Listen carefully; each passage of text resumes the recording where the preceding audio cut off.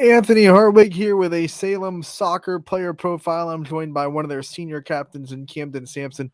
Camden, thank you so much for taking the time to join us today. Yeah, thank you for having me.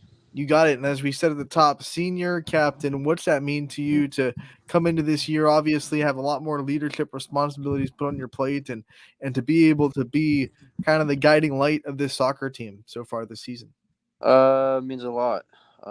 It just means that I have a high role that I need to step up into. Um, it means that my teammates trust me to make the right decisions as a senior captain. When you go into your senior season, I'm sure that brings up a lot of kind of emotions of, doing the last thing all the time, your last home game, your last first game of the year, your last preseason practices, things like that. How have you kind of handled all the emotions that come with being a senior? Obviously, with being a senior and it being my last go around at it, it can be emotional for some people. I've just been taking it one practice, one day, one game at a time. The Salem program has a lot of tradition, and I know you've been a part of it, and even before you got here for on the varsity level, a lot of tradition on it. What's it been like now to reflect on your career as a senior and look at all the things you've been able to accomplish? Um, it's just all the bonds that I've been able to create with my past teammates, being able to hold standards from my freshman year to now. What are you the most proud of as something that you've achieved over your career? If you had to pick like one shining moment on this soccer team, what are you the most proud of achieving? I would say beating West Branch my sophomore year, I think it was, at their place. It's always a big moment for a Salem athlete whenever they beat West Branch, no matter Yeah. what sport it is. Yep. One of the things that now we talked about your achievements already. You go into the senior season. I'm sure you have a lot of goals that you want to accomplish before you finish your career. What are some of those goals that you set for yourself going into this season? Some personal goals for myself. I'd like to see myself as a first team EBC member. Um, I'd like to see myself as maybe a Defensive Player of the Year candidate for the EBC. As a team goal, I'd like to try to win an EBC championship for Salem. I know we haven't won one in a while, I don't think. On your profile on the Salem social media page, you listed one of your favorite parts of being on the soccer team is just the bond with the defense that you have as a defender. Talk about that relationship and that bond that you have with your fellow defenders and how you've made this Salem team such a good defense. Just from playing with a lot of those guys since the youth leagues. And it also helps that I work with two out of the three defenders. All right. You also on that profile list your dream profession as the NBA player. Obviously, we know you pretty well from the basketball court. You're a multiple sport athlete at Salem. You have those dreams that you want to achieve on the basketball court. How much does this soccer season and the soccer career that you have help you prepare for basketball, which is obviously a sport that you're pouring a lot into? Yeah. Yeah, it just shows that I can do multiple things. I've been in a lot of different end game situations where not only me, but my teammates have had to step up in order to win games. Um, it also means that I can do a lot. What is the mental grind of a soccer game? How does that compare to what you have to go through mentally during the grind of a basketball game? Different sports, obviously, but we've heard from multiple coaches that there are a lot of similarities, believe it or not, between soccer and basketball. So, what are some things that you take from one sport into another? Mentally, I feel like soccer is a little easier just because you have more breaks from balls going out of bounds, goal kicks, when the goals go in. During basketball, when the ball goes right in the hoop, it's get it out and get going right now. From a physical standpoint, it's a lot of the same and similar movements for the most part. You also have your role model listed as Kobe Bryant, which I don't think you're alone at all. He's definitely one of those players that a lot of people look up to in the basketball world. What is it about Kobe Bryant as a kid, probably growing up, that you gravitated towards and you wanted to mold your game like him? Just his leadership and how much commitment he's put into his sport. I try to, as a captain, I try to show some of the younger guys how to do that because I feel like I've been able to commit myself not only as a student but as an athlete to Salem these last 4 years. Leadership is definitely a hallmark of his career. I mean, how would you describe your leadership qualities? What leadership qualities you bring to the team? I would say I'm not as much as a vocal leader as the other two captains, but I am a really big lead by example kind of guy. If you watch me during practice and definitely during the games, you can tell that I'm one of the hardest working people out there. What's it mean to you to have other seniors on this team that can lead in the ways that maybe you don't? Like you said, the other two handle a lot of the vocal leadership, and you're more of the lead by example. But because of those two seniors that you have, with you, you don't have to worry about being everything to this team. What's that mean to you to have someone that you can lean on in your senior class? Um, just that I know I don't have sole responsibility of just being a one and only leader. Have those other two with me to help lead and guide the team to where it needs to be and where it needs to head the next few years. We know from covering Salem since the beginning of YSN that the community supports you guys in Yeah. everything you do. What makes Salem so special to you? Salem, their fans are obviously one of the best. Salem basketball, Salem football, against especially against West Branch. Salem versus West Branch, anything. The fans really show out for those games. Let's talk about the coaching staff you have this soccer season, what they mean to you, what it's been like to be under them, and what it means to you to learn from the coaches that are put in front of you. Our head coach Travis Ziegler, I've been coached under him since my freshman year. He brings a lot of pro stuff and tries to show us how to do it and how we can put that into our game plan. Our assistant coach Brad Davis, I've played for him in youth league before, so I know how he likes to run things too. And our other assistant coach Garrett Dickey, who's a Salem alum, he likes to get out there and show us what we need to see. As a multiple sport athlete, you have the opportunity to be coached by a lot of different people that bring different coaching personalities and coaching styles.